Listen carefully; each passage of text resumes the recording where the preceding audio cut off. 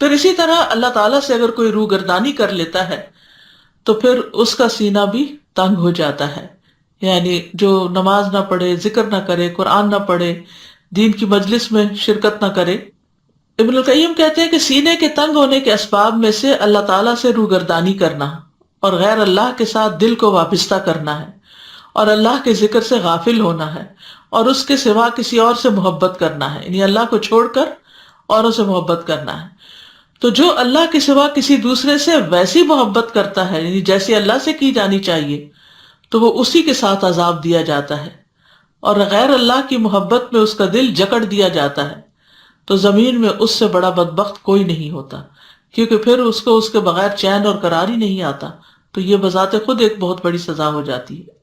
اسی طرح اللہ کے ذکر سے روگردانی کے نتیجے میں زندگی تنگ ہو جاتی ہے. فرمایا سورۃ طٰہٰ میں وَمَنْ أَعْرَضَ عَنْ ذِكْرِي فَإِنَّ لَهُ مَعِيشَةً ضَنْكًا وَنَحْشُرُهُ يَوْمَ الْقِيَامَةِ أَعْمَىٰ، جس نے میرے ذکر سے منہ پھیرا تو بے شک اس کے لیے دنیا کی زندگی تنگ ہے، اور اسے ہم قیامت کے دن اندھا کر کے اٹھائیں گے.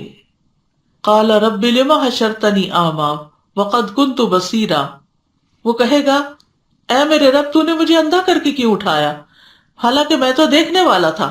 وہ فرمائے گا اسی طرح تیری طرف ہماری آیات آئی تھی تو انہیں بھول گیا تھا، اور اسی طرح آج تو بھلایا جاتا ہے.